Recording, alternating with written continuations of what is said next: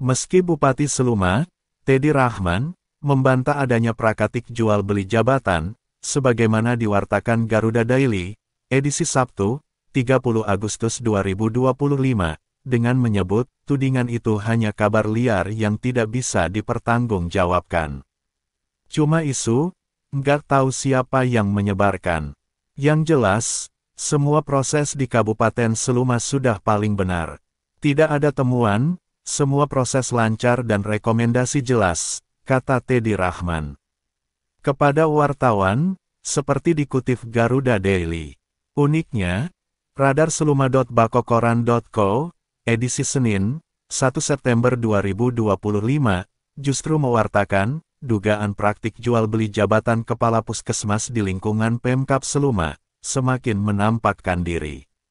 Masyarakat dihebohkan dengan beredarnya tangkapan layar di perangkat telepon selular, terkait percakapan antara oknum yang diduga tim sukses Bupati Seluma, Teddy Rahman, di Pilkada Serentak 2024, dengan seorang mantan kepala puskesmas, yang saat ini sudah dicopot dari jabatan. Siapkan fotokopi SK terakhir, fotokopi MP, fotokopi KTP, sekalian siapkan pedas Gahamo, mako pacak langsung di Okika. Ditunggu, paling lambat hari ini untuk kepastian, tulis si oknum tim sukses Bupati Seluma, dalam percakapan yang diduga terjadi pada 18 Juni 2025, sebagaimana dikutip radarseluma.bakokoran.co. Permintaan tambahan, yang disebut dengan pedas garam, sepertinya semacam istilah dalam bahasa daerah, yang diduga bermakna setoran sejumlah uang. Sebelum pesan teks terkirim lewat pesan singkat WhatsApp, si oknum sempat menelpon langsung kepala puskesmas, yang saat itu masih menjabat. Percakapan tersebut kemudian ramai menjadi pembicaraan masyarakat, karena dianggap bisa membuka tabir dugaan jual beli jabatan di Kabupaten Seluma. Sementara di Treskrimsus Polda Bengkulu, sudah melayangkan surat nomor B-049-8 Romawi, RIS-3-3-2025, kepada salah seorang bidan ahli pratama, yang pernah menjabat kepala puskesmas. Bidan bersangkutan, dipanggil untuk memberikan klarifikasi pada 3 September 2025, tindak lanjut pengaduan masyarakat atau DUMAS, terkait dugaan penyalahgunaan wewenang, dalam proses mutasi maupun mengangkatan ASN di lingkungan Pemkab Seluma.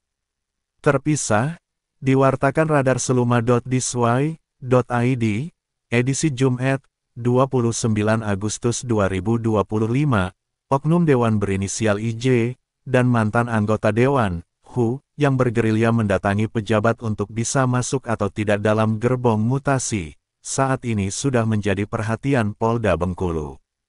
Seorang Srikandi pemerhati Seluma, Nyonya Hajatien Syarifuddin, mengaku, sudah melaporkan kasusnya ke petinggi Polda Bengkulu, untuk ditindaklanjuti. Mantan Ketua Dharma Wanita Persatuan, atau DPW Kabupaten Seluma itu, mengatakan, pasca praktik kotor dugaan jual beli jabatan terungkap ke publik, banyak pihak yang mendukungnya, untuk mengungkap dan mengawal kasusnya agar diproses hingga tuntas. Bahkan menurutnya, salah seorang mantan kepala puskesmas yang dicopot dari jabatan, memberitahu dia terkait manuver 3 oknum yang mengaku tim sukses Bupati Seluma, Teddy Rahman, dalam melakukan aksi, salah seorang diantaranya oknum anggota Dewan, IJ.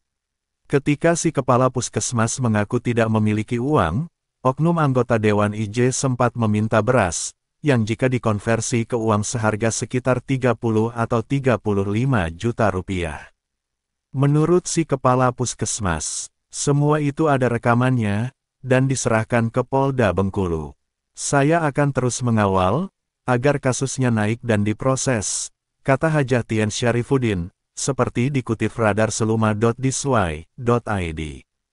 Terpisah, Ketua LSM Serawai Seluma, yang juga putra asli daerah Seluma, Edi Santoso, mengungkapkan, dugaan jual beli jabatan yang disebut dilakukan oknum mengaku tim sukses Bupati Seluma, Teddy Rahman, betul-betul mencoreng kredibilitas tata kelola pemerintahan Kabupaten Seluma.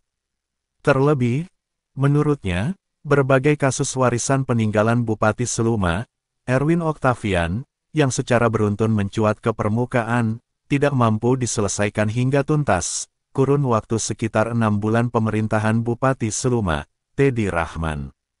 Di antaranya, dugaan penyalahgunaan dana fiskal stunting 2023, sebesar 5.700 juta rupiah, yang sempat diproses Kejari Seluma, meski dihentikan dengan alasan hanya kesalahan penempatan anggaran, di antaranya digunakan untuk biaya perjalanan dinas. Pengalihan anggaran fisik proyek dana alokasi khusus atau DAK, dan proyek dana alokasi umum atau DAO, dalam anggaran pendapatan dan belanja daerah, atau APBD 2024, termasuk dana fiskal stunting, yang kemudian berdampak menjadi hutang Pemkab Seluma, termasuk kepada para rekanan kontraktor. Kemudian, ditemukan tenaga honorer lulus seleksi pegawai pemerintah dengan perjanjian kerja, atau P3K tahap 2, oleh Badan Kepegawaian dan Pengembangan Sumber Daya Manusia, atau BKPSDM, yang disebut siluman, dalam jumlah terbilang fantastis mencapai angka hampir 1.000 orang, kata Edi Santoso, kepada produser eksekutif Bintang TV, Khairuddin MDK, di Seluma. Dari Studio 1 Bintang TV Bengkulu, jurnalis Bintang TV Seluma, Suparman dan tim, serta juru kamera dan video editing Marco Melandri, melaporkan.